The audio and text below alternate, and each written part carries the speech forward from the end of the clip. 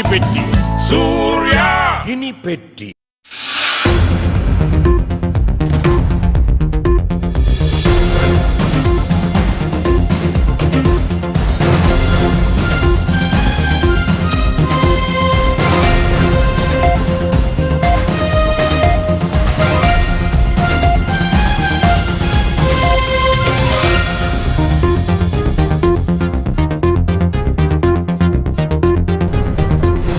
Good evening and welcome to Primetime News here on TV1. I'm Vishal Kapuge for Newsfirst, the voice of the people. Let's start off with your headlines for tonight.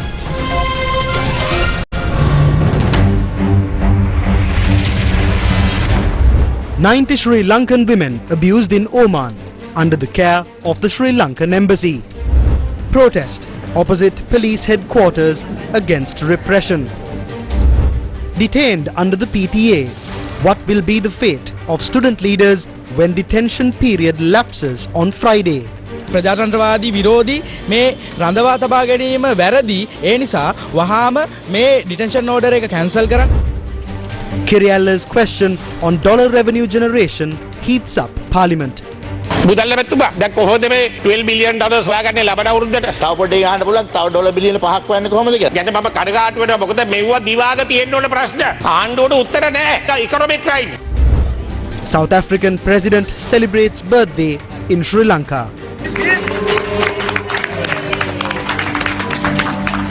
Danushka Gunathilaka granted bail in case of alleged sexual assault. President Xi rebukes Justin Trudeau over leaks to media about Canada-China relations.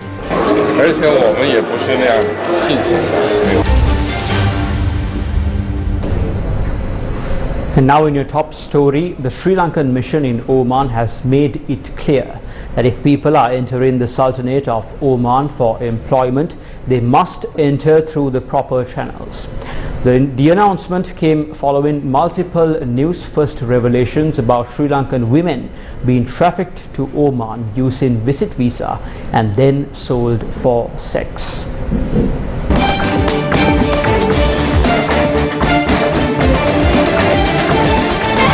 Earlier this week, Newsfirst revealed that 12 Sri Lankan women who were taken against their will to Oman after flying to Abu Dhabi on a visit visa remain unaccounted for, and an extensive investigation is underway locally and overseas. An investigation by Sri Lanka's Criminal Investigations Department revealed that traffickers were taking away Sri Lankan women to Oman on visit visas and they auctioned them to the highest bidder for sex. Following Newsfirst revelations, reports have emerged of several other women who remain missing after being taken to Oman. Some reports claim these women have been detained against their will. Fatima Hamidia is one Sri Lankan woman who remains unaccounted for in Oman. A 22-year-old mother of one, Fatima Hamidia, is a resident of Pallakadu in Batticaloa, and she left for Oman on the 6th of March on a visit visa. She had travelled overseas via a foreign employment agency. However, several days after leaving the country, she went missing. This WhatsApp video sent by Fatima to her family on her situation in Oman is the last known contact between her and her family. பெரிய ஒரு கொடுமை நடக்குது இந்த ஓமானில் என்ன கொஞ்சம் நல்லா அரசு சில உள்ள எடுக்க பாருங்கள் எங்கள்கிட்ட ஒரு ரூபா காசும் இல்லை நாங்கள் அப்படி கஷ்டப்பட்டோம் சீரழிகிறோம் அடிக்கா இது செய்கிறா எங்களுக்கு சாப்பாடு இல்லை சாப்பிட்றது நிச்சயம் உரமாக நாங்கள் கஷ்டப்படுறோம் நாங்கள் தூங்கி எத்தனை நாள் ஆகுது தூக்கமே இல்லை எங்களுக்கு அப்படி இதில் நாங்கள் இருந்துகிட்டு இருக்கோம் யார்கிட்ட செல்றோம் சரி நாங்கள் அவ்வளோ கஷ்டப்படுறோம் நாங்கள் எங்களை கொஞ்சம் எடுக்கணும் நல்லா அரசு ரூபாய் எங்களை நாட்டில் எடுத்துக்கோங்க பெரும் உதவியாக இருக்கீங்க எங்களை அங்கே எங்கள் வேதனையை நாங்கள் கூட்ட செல்கிறோம் மிச்சம் உதவியாக நீங்கள் செஞ்சுடுங்க இது செய்தியில் காப்பாது என்னால் இங்கே இருக்க முடியாது இன்னைக்கு இங்கே ரொம்ப ரொம்ப கொண்டு நடக்குது சீனஸ் கால்பிச்சு கொண்டப்படுத்துகிற வச்சு நான் ஓடியோட கதை கட்டிக்க வீடியோவில் கதைச்சி எப்படி அதே கருவிய வீடியோ கேமரா அதுக்கு ரெக்கார்ட் பண்ணுவாங்க எனக்கு துறப்படியே செய்வாங்க ஃபோட்டோ பண்ணுறாங்க வச்சு கொண்டப்படுத்துகிறாங்க தயவு செய்து காப்பது ப்ளீஸ் உயிரோட காப்பது This is the family of Fatima Hamidia. 9 மாதமாவது இந்த புள்ள போய் இதுவரைக்கும் இந்த புள்ளட எந்த விதமான ஒரு முடிவு எதுவுமே இல்லை. என்ன ஏஜென்சில வச்சு விற்கிறாங்க, எங்களை என்ன செய்யறாங்கன்னு அவங்க சொல்றாங்க. அவ மன உளைச்சலுங்களாய் உடல் நீதியாக பாதிக்கப்பட்ட மிச்சம் நம்ம கொடுமைப்படுத்தி வச்சிருக்கிறாங்க. இந்த புள்ளை எனக்கு தயவு செய்து மீட்டுத்தாங்க, தயவு செய்து நான் உங்களோட கஞ்சி கேட்கிறேன். காசு இல்லை, சாப்பாடு இல்லை, ரூம்ல போட்டு அடைச்சி வச்சிருக்காங்க, கத்துறாங்க. அந்த பிள்ளை இந்த முதல்ல இருந்து இன்னொரு பிள்ளையும் எடுத்து கத்துச்சு. The Batticaloa branch of the Human Rights Commission of Sri Lanka told Newsfirst that it was reported to them by the Sri Lankan embassy in Oman that Fatima Hamidia was alive.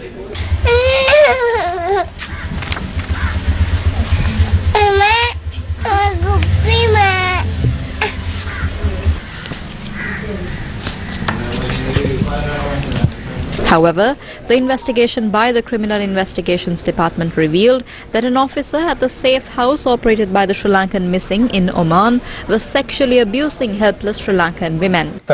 නිලධාරියෙක් ලිංගික අතවර කිරීමක් කරලා තියෙන ඒ සම්බන්ධයෙන් පැමිණිල්ලක් ලැබිලා තියෙනවා. දැන් ඒකට අධිකරණයට කරුණු වාර්තා කළා. ඒ සම්බන්ධයෙන් විමර්ශන කටයුතු කරගෙන යනවා. තාම ඔහු සේවයේ ඉන්නවද? ඒ සම්බන්ධයෙන් දැන් මේ වෙනකොටත් අධිකරණයට කරුණු වාර්තා කරලා තියෙනවා. දැන් එතුමා දැනුවත් පරිදි තාම මේ පුද්ගලයා මේ අදාළ සේවයේ ඉන්නවා. ඔව් ඉන්නවා. The Sri Lankan embassy in Oman on Thursday released an official statement that said that 90 Sri Lankan women are housed at the safe house operated by it. It added that the women are seeking assistance from the embassy to return to Sri Lanka and the women are short of funds to make the trip back home. The Sri Lankan embassy in Oman also said that the women are yet to pay their relevant foreign employment agencies their fees, as well as for medicine, airline ticket fees and fines for overstaying their visit. In addition, the women also need to pay back those who sponsored their travel to Oman. The Sri Lankan embassy in Oman said these women do not have the financial strength to make these payments. It added that during 2022, around 240 Sri Lankans were granted refuge by the Sri Lankan embassy in Oman. The situation faced by Sri Lankan women in Oman was also raised in Parliament on Thursday. Sri Lankan girls are being sold overseas. If this continues, the situation will become worse. We need to look into this. I am making a special request for that.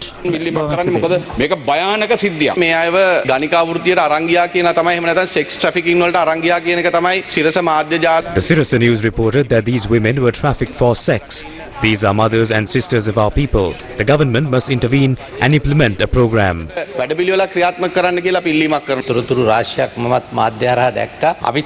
I witnessed similar reports in the media. It is reported that some agencies have no standards and are engaged in illegal activities. I will direct them to the minister and the cabinet and we will reach a decision. Attorney Nuwan Bopage, who was named as a suspect in the case filed for illegally entering the President's house on the 9th of July, appeared at the Fort Magistrates Court on Thursday the 17th via counsel. President's counsel Salia Piris, flanked by a number of other lawyers, appeared on behalf of Nuwan Bopage.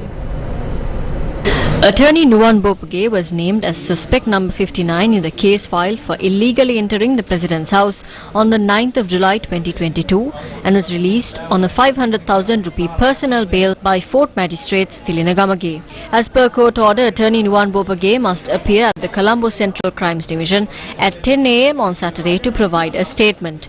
Sri Lanka police requested an overseas travel ban on the suspect. However, the request was rejected by the court following objections made by President's counsel Salia Piris. The Fort Magistrate informed Sri Lanka police that Attorney Nuwan Bopage surrendered to the court after he was named as a suspect, adding that he is a lawyer who was not arrested. Fort Magistrate also questioned Sri Lanka police if they were in possession of facts that claimed Attorney Nuwan Bopage was evading court. The magistrate told the police to refrain from seeking orders that inconvenience individuals and a necessary order will be made if it felt that the suspect would evade court. The magistrate further advised Sri Lanka police to refrain from making such requests as well. Ranil Wickremesinghe became president when the people took control of the president's house. We cannot be suppressed by detention. I am happy to be a part of the 9th July Aragalaya.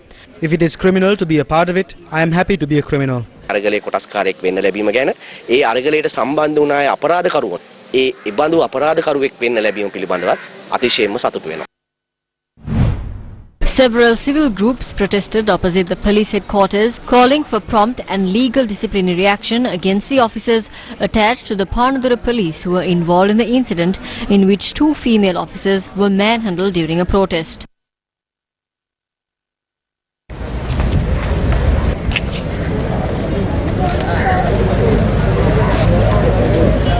It is the duty of the police to maintain peace and order within society. However, the IGP must be urged to take action if an individual is not safe within the police station and is subject to harassment by the police. Sri Lanka police must remember they are not here for the Rajapakshas, the Vikramasinghas or any other politician, and they are here for the country. The group, which engaged in the protest for around 1.5 hours, dispersed after submitting a complaint to the police headquarters.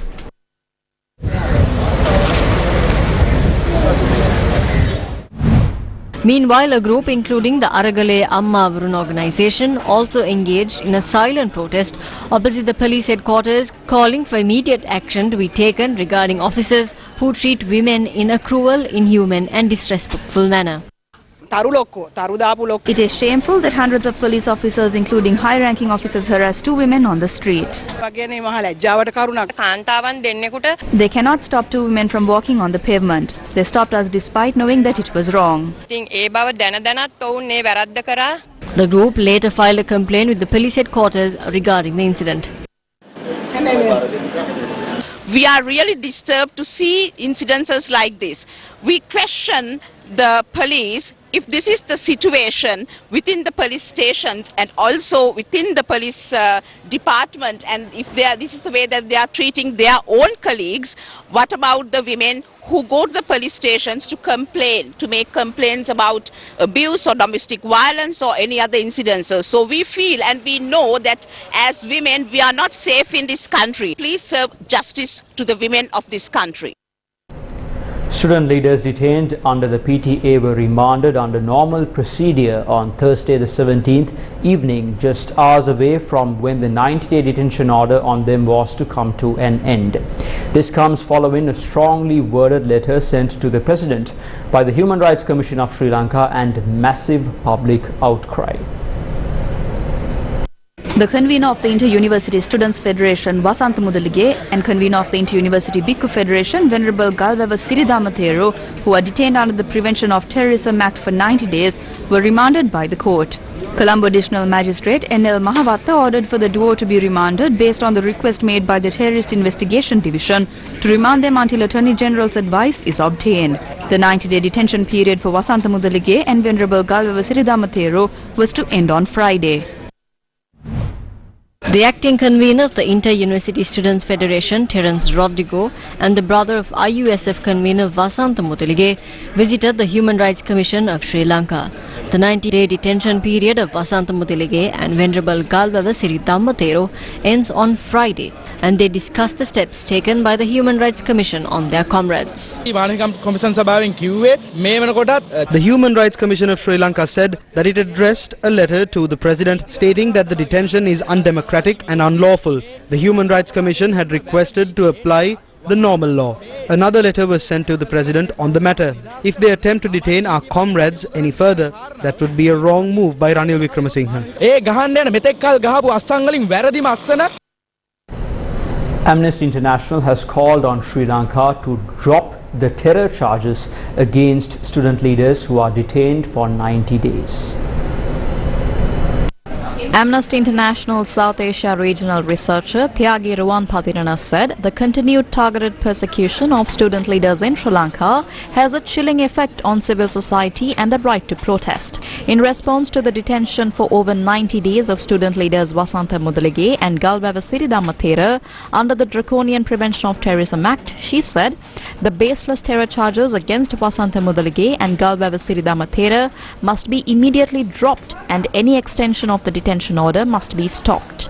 She also said that the use of counter-terrorism charges against protesters is excessive and disproportionate, yet they have time and again been used by the Sri Lankan authorities against critics and minorities to silence dissent.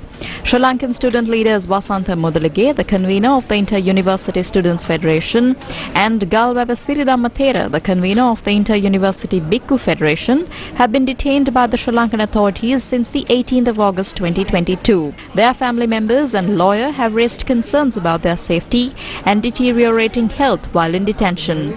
Amnesty International has issued an urgent action on the arbitrary detention of the student leaders. Tomorrow, the 90-day detention order issued on Venerable Siridhammathero and Vasantha Mudalage will end. We are informed that it will be extended further. I recognize this as state-sponsored terrorism. Please put an end to this. These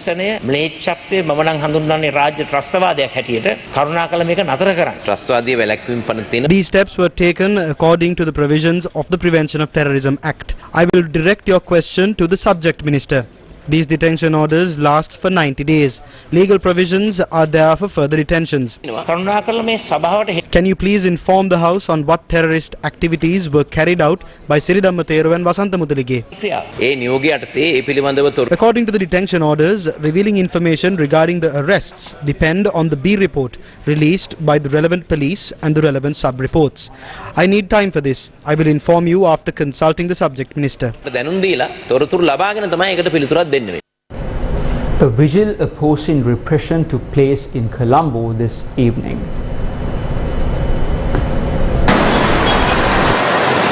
A vigil demanding an end to repressions and solutions to the crises in the country took place in Colombo on Thursday evening.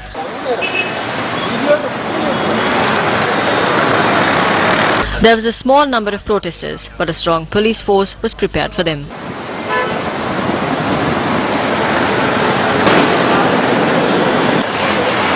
And today you can see there are so much of cops around. There's about 120 cops for only 9 of us. There's only about close to 9 of us protesting. But you can see about 120 cops there. It's almost like a police protest. They cannot throw us out from here because we have been doing it silently. Our usual spot for our protest has been taken over by the police. So we are now confined to the side of the road. But we're not going to give up. We are here to stand for what we believe in. We want the PTA repealed. We want our 2 detainees to be released. On Thursday, the police came and chased us from this spot. They said we're not allowed to protest here anymore. Why? Who gave them that authority? We're here for a reason. We have lives, we have jobs, we have other things that we could be doing. But we're here to show our dissatisfaction with what's happening in our country today. South African President Cyril Ramaphosa arrived in Sri Lanka for a short visit on Wednesday the 16th after attending the G20 summit. He met with President Ranil Wickremesinghe at the Katunayake Air Force Base for discussions on bilateral issues.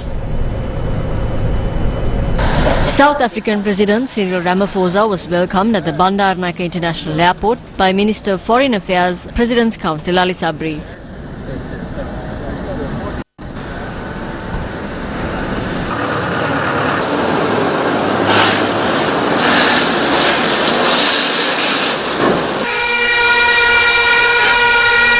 President Wickremesinghe met with his South African counterpart at the Katunayake Air Force Base.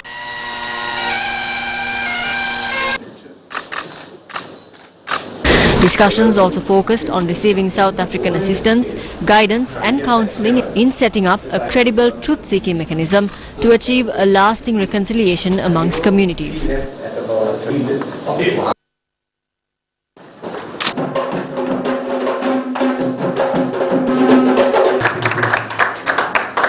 The South African President's 70th birthday celebration was also held during his brief visit. Birthday time in Indonesia. Happy birthday, dear President.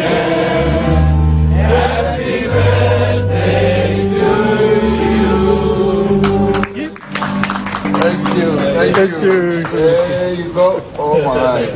What a lovely cake. Thank you so much. President Cyril Ramaphosa concluded his short visit and left the island early on Thursday morning.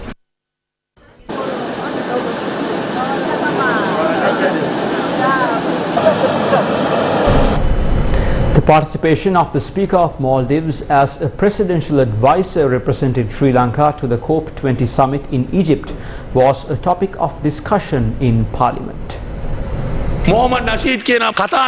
Speaker Mohammad Nasheed went to Egypt with President Ranil Wickremesinghe. Who paid for this? While the president was travelling to Egypt, Sri Lanka was struggling to make payments to a fuel tanker. More than 25 million is payable as demurrage charges. The president went with Nasheed. Whose money are they spending? The Finance Ministry would like to inform that government funds were not spent for the Speaker's trip. I would like to inform you of that. Nasheed must care a lot about Sri Lanka's environment. The government of Maldives has filed cases against Nasheed. He is being investigated as to how he left. A massive discourse is happening as to how he can accept posts in other countries while being the speaker. I don't know why he is here spending his dollars. Please look into this and let us know.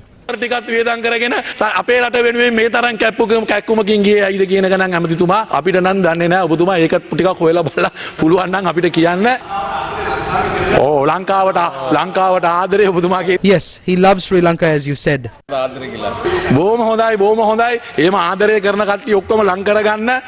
It's all right. Keep those who love Sri Lanka close to you. By bringing people close to you into positions of power led to this situation.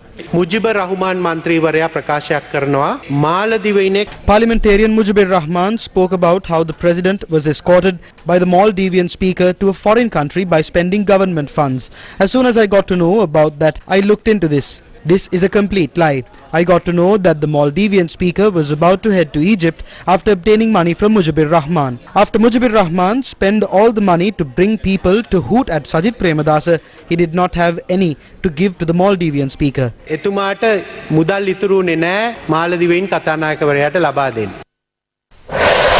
First with the people. Let's now cross over to a short commercial break and come back for more news.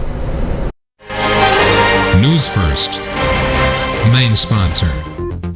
25% for 2 months, 25.5% for 4 months. Valuable FD. Anka ege arakshita iti gini petti. Surya gini petti.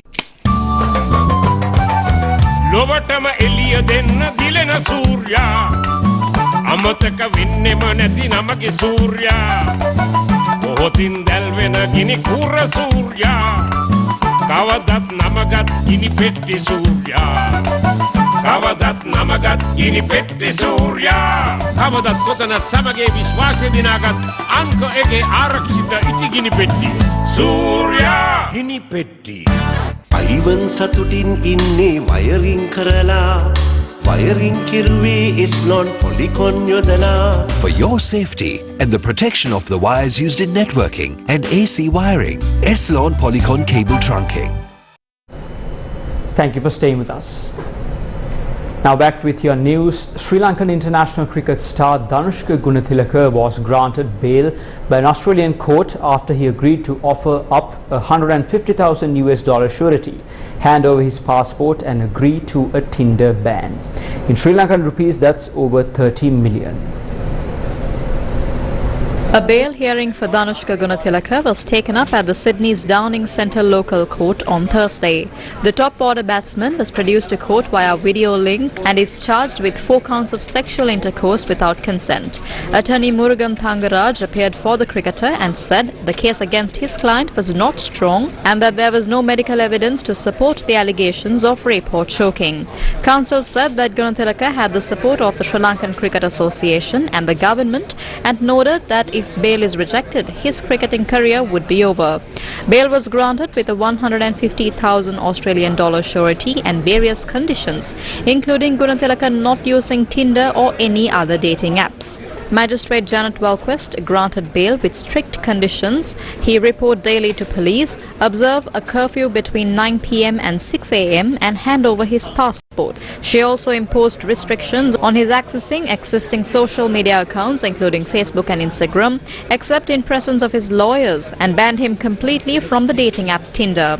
He was also ordered not to go near any international point of departure or Rose Bay ferry which Gunathilaka had taken with his Tinder date to her home on the night of the alleged rapes. During a second bail application on Thursday, Sydney's Downing Centre local court heard that the cricketer's alleged rape victim is being harassed by fans in Sri Lanka in multiple social media posts. The top-order batsman is expected to be released from Parkley Correctional Centre in Western Sydney by the weekend. The case will be called up again on the 12th of January 2023. Just to make a small clarification on that previous story, Dhanushka Gunathilaka offered up a surety of 150,000 Australian dollars. Now moving on with more news, the 2023 budget proposed for the amendment of import duty and cess tax on 1,055 imports. The tax amendments, which are in effect from Tuesday the 15th, have been published via Gazette and forwarded to Sri Lanka Customs. Biz Fast. Under the tax amendments announced in the budget, the cess tax of 677 imported goods and customs duty of 377 goods have been revised. It is significant to note that the 15% tax on the value of sanitary napkins and baby and adult diapers have been removed. The cess tax of 45% or 450 rupees per kilogram, which was levied on the raw materials for the production of the aforementioned products, have been removed. However, cess tax on multiple other products have been increased significantly.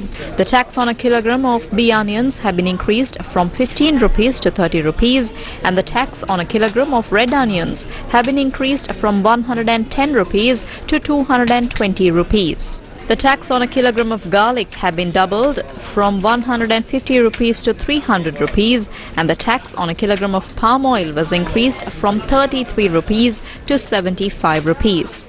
Taxes on paper and stationery have been further increased. The cess tax on cement was also increased. Taxes on building materials including tiles, sanitary ware, appliances and water pipe accessories have also been increased. The charge for a used bicycle has been increased by 2,000 rupees. In the meantime, according to the coding of the World Customs Organization in 2022, this year's budget proposed to revise the tariffs charged at 10% and 15% to 15% and 20% respectively. The tax amendments will be in effect from January 2023. Today is the third day of the debate regarding the second reading of the budget. Lakshman Kiriyala, the chief opposition whip, questioned how the government intends to source the $12 billion required by the country. For the first time in history, a government that bankrupted the country presented a budget. Over the past century, only 7 countries have declared bankruptcy. Today, we are one. Have you no shame? You preached patriotism. How will the finance minister source $12 million? පැහැදිලි පිළිතුරක් ලබා දෙන්නම්. නෑ මම අද දැන් ඕන ඔබතුමා මුදල් නැමැතිනේ. ඔව් නෑ දැන් ඔබතුමා එකපාරට මේක අහනවා. මම මේක එකපාරට තමයි යන්නේ. උරුමා නගල්ලන්න ඕනේ. ඔබතුමා එකපාරට කොලයක් බලන්න. උත්තරේ දිවාගදී එන්න ඕන. ගරු කතානායකතුමනි. අපිට අවුරුද්දට හොඳයි පස්ස කියන්නකො පස්ස කියන්න ප්ලීස් නෝඩ්. ආලා කියන්න. තව පොඩ්ඩක් අහන්න පුළුවන් තව ඩොලර් බිලියන 5ක් හොයන්නේ කොහමද කියලා. මේ සභාවේ අපි වගකීමෙන් උත්තර දෙන්න ඕනේ. මම එතුමාට යම්කිසි ගරුකුරියක් මගේ හිතේ තියෙන I am disappointed. I have some sort of respect towards him in my mind, but I am disappointed in his answer, because you need to have answers to these questions. From the answer of the finance minister, you can determine the standing of the government. These are economic crimes.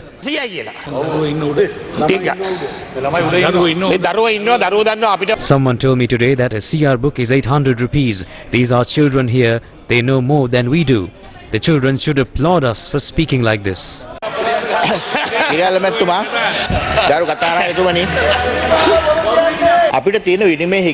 With the deficit in exchange, we had to halt the import of around 2,000 goods at once. We have imposed a cess tax of items that can be produced locally and have empowered the local manufacturer. The MP is attempting to scare the House, quoting prices of imported goods. Please tell us how you would do things differently when your government comes into power. We would first work on increasing the confidence of our foreign labour force. We will make the central bank independent. We will create an environment where the central bank can operate independently. Then the expats will send us money. Why don't they send us money? When the UN says that the government is committing financial crimes, will they send us money? අපරාධ කරනවා කියලා ශ්‍රමිකයන් සල්ලි දෙයිද? උපකල්පනයක් එහෙම සිහිනයක් තියෙනවා. එහෙම වෙයිද? තානාපතිතුමා කියලා තියෙනවා අලුත් ආණ්ඩුවකට අපි උදව් කරනවා. ඒගොල්ලන්ට තෝරන අලුත් ආණ්ඩුවක්. මොකද මේ පරණ ආණ්ඩුවත් එක්ක ගනුදෙනු කරලා ඒගොල්ලෝ හොඳට පාඩම් ඉගෙන තියෙන්නේ. විපක්ෂයේ පළපුරුදු කොණ්ඩ පැහිච්ච නායකයෙක් දරුවන්ට කියනවනම් අප්පුඩි ගහන්න කියලා වැරද්දක් කරන්න කියන්නේ. ඒක නවත්තන්න කියන්නේ. සතුටු වෙන්න එපා. මගේ කොණ්ඩේ පැහිලා තමයි හැබැයි මං ඩයි දාලා නැහැ. ගරු මහින්ද රාජපක්ෂ මහත්තයා මට වඩා වැඩිම තුමා මේ පළවෙනි පෙළේ ඔක්කොම ඩයි දාලා එන්නේ. මම ඩයි දාන්නේ නැහැ. මට වයස අංගන්න ඕනේ නැහැ. Yes, we are paying the price as politicians. We are in a bad place politically because of some of the popular decisions we made. We bore a huge burden by granting 100,000 jobs to strengthen the government sector. It was a tough decision, but a popular one. We made a decision that adversely affected the economy. We admit that inflation rose, the cost of living increased, and the people suffered. We admit our losses. වන්දියක් ගෙවන්න සිදු වෙලා තිබෙනවා. අපි පිළිගන්නවා උද්දමනේ වැඩි වුණා, බඩු මිල ඉහළ ගියා, ජනතාව දුකටපත් වුණා. A heated situation arose in Parliament regarding elections. According to Article 70.1 of the Constitution, the President is able to dissolve Parliament based on a parliamentary proposal. The President also has powers to dissolve Parliament after the completion of 2.5 years, saying there are no mid-term elections in our country as we don't follow the American system. We are already aware of this, and there is no need to tell us again. Mid-term elections නැහැ කියලා අපේ රටේ ඔව් අපි දන්නවා ඒක. ඒක 아무තු උගන්වන්න දෙයක් නෙවෙයි. පාර්ලිමේන්තුවේ බහුතරය. If a proposal is passed with a majority in Parliament, an election can be held. There is no issue. You highlighted what is stated in the Constitution. I cannot change that. වෙනස් කරන්න බෑ. ඔබතුමාට බොහොම සරලව කියන්න තිබුණානේ. You could have said the Prime Minister's statement was incorrect and what the opposition leader said was correct. හරිනේ ඔච්චර කියවන්න යන්න ඕනේ පරීක්ෂ නායකවරයා හැටියට ඔබතුමාගේ කාර්යභාරය කරන්න. While you fulfill your duties as the opposition leader, I will fulfill my duties as a leader of the House. American Vyavasthave, the US Constitution has midterm elections. That is a provision in the US constitutional process. And only 1/3 of the Senate goes for election. That is how the US Senate system works. ඉතින් මේක මම සඳහන් කළා කිව්වා ඉතා පැහැදිලිව එවැනි provision එකක් එවැනි ඉඩකඩක් ලංකාවේ ව්‍යවස්ථාවේ ලබා දීලා නැහැ. අගමැතිතුමා පොඩක් අහගන්න මේක. The people want the public mandate to be given its place. You are talking about America. America is not bankrupt. ඔබතුමා ඇමරිකාව ගැන කතා කරනවා. නමුත් ගරු අග්‍රාමාත්‍යතුමනි ඇමරිකාව බංකොලොත් නැහැ. It's been over 2 weeks since 303 Sri Lankans were rescued off a distressed vessel in the seas of Vietnam en route to Canada. According to reports, they are housed in 3 separate facilities in Vietnam. Authorities in Vietnam have reported that the skipper of the large migrant boat that was rescued by its navy was not among those who were rescued. It is unclear if all 303 Sri Lankans travelled together or in groups to Myanmar and how they made it to Myanmar, as investigations are pending. Before 303 Sri Lankan citizens were rescued by the Helios lader vessel on the afternoon of the 6th of November, their ship had been stalled for nearly 40 hours, unable to maneuver and was drifting freely. For humanitarian reasons, the Baria Vong Tau Province Command for Natural Disaster Prevention, Control, Search and Rescue has arranged for 303 Sri Lankans to stay at 3 special facilities. Sri Lanka Ministry of Foreign Affairs earlier said that it continues to monitor the progress of the passengers of Sri Lankan origin who were rescued and brought to the port of Vong Tau in Vietnam on the 8th of November 2022. In light of the Global Entrepreneurship Week 2022, a week-long open house program was launched in Colombo today. 10 entrepreneurs were selected to use the Hatch co-working facility. During the week, they had access to exclusive Hatch community lunch and learn sessions which covered topics such as how to secure funding for your startup, as well as how to effectively express your brand online. The 70th anniversary of United States Sri Lanka Fulbright Commission program in Colombo on Wednesday the 16th, with the President and the US Ambassador in attendance, was held. President Ranil Wickremesinghe said that the government is collaborating with the Californian university system to obtain assistance to modernize agriculture in Sri Lanka and to set up a new agrotechnology university. He was addressing the 70th anniversary of the United States Sri Lanka Fulbright Commission program in Colombo. We have had, as you said, about 3,000 scholars from Sri Lanka and from America that's come here in different areas that everyone has worked. And they have made a big impression on Sri Lanka. They have enriched our society and made our culture that much more vibrant. And as I said on the Monday, this is the start. Find the land, modernize agriculture. Today we had a discussion with some of the Singaporeans of growing food for those island nations and the Middle East, which hasn't got really the food resources or the backup that we require. Far as English language is concerned, as the minister knows, our next 10 years are going to focus a lot on English and how we train the teachers, how we train the trainers. That's a big project. And certainly we will be starting on it, and we'll have to depend on the Fulbright scholarships at assistance at that time of getting counterparts from America down here. And it's been one of the most successful programs I have seen in diplomacy. And it's done more to cement relationship between America and the rest of the world. U.S. Ambassador to Sri Lanka, Julie Chung, also took the stage at the event. Our partnership and commitment to promoting mutual understanding between the United States and Sri Lanka remains strong. Through the Fulbright program, thousands have had the precious opportunity to study and live in our two countries, to share knowledge, to develop professional relationships, and to develop lifelong friendships. 25% for 2 months, 25.5% for 4 months. Valuable FD. Ivan satutin inne wiring karala. Wiring kiruwe Eslon Polycon yodala. For your safety and the protection of the wires used in networking and AC wiring, Eslon Polycon cable trunking. Well-known retired civil servant Dr. Mrs. Bandumati Kottahachi passed away recently.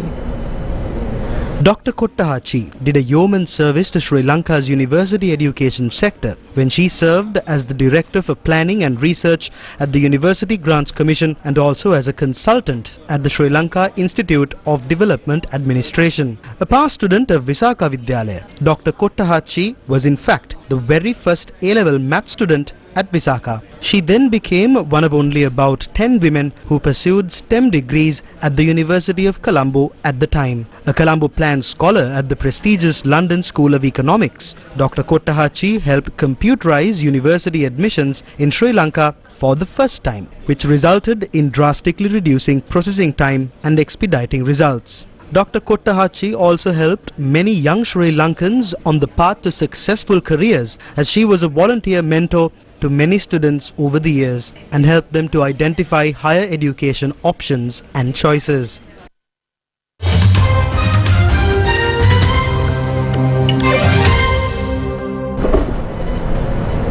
A Dutch court has found that a Russian-made Buk missile was used to bring down Malaysian Airlines Flight 17 over eastern Ukraine in 2014, killing all 298 people on board. The court convicted 2 Russians and 1 Ukrainian separatist of murder and sentenced them to life in prison. Russian nationals Igor Girkin, a former colonel of Russia's Federal Security Service, and Sergei Dubinsky, who was employed by Russia's military intelligence agency GRU, were convicted along with Ukrainian separatist Leonid Karchenko, who had no military background but is believed to have led a combat unit in Donetsk in July 2014.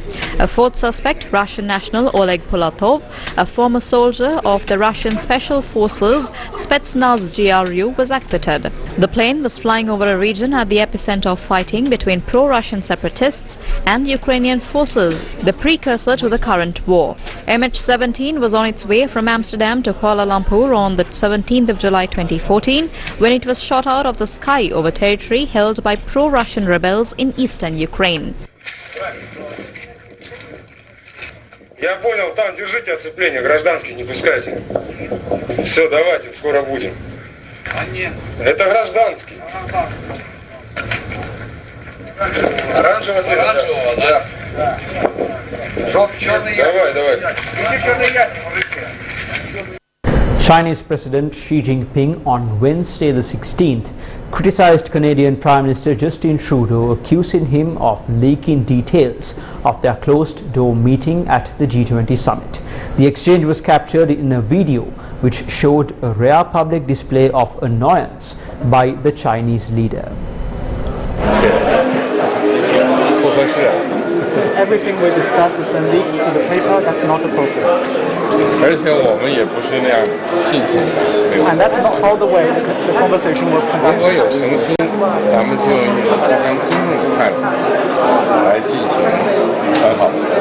If there is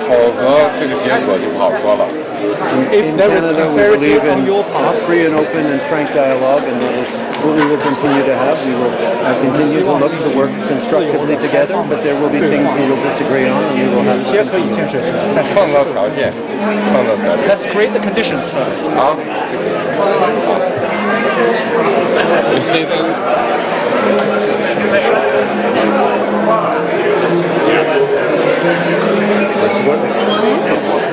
Saw a video today of you having an exchange with Xi Jinping, and President Xi seemed to be very upset. He accused you of leaking the contents of a conversation that you two had on the sidelines of the G20. I'm just wondering, why was President Xi so upset? Was this a misunderstanding? Did you offer him some kind of assurances that you wouldn't talk about this? First of all, not every conversation is always going to be easy, but it's extremely important that we continue to stand up for the things that are important for Canadians. This is something we always do, and we will continue to. At the same time, as I highlighted, areas of mutual concern, geopolitical challenges from the war in Ukraine to the situation in North Korea. I also had. And that's wrap of Primetime News here on TV1. As always, thank you for joining us. Stay safe, take care, and have a good night.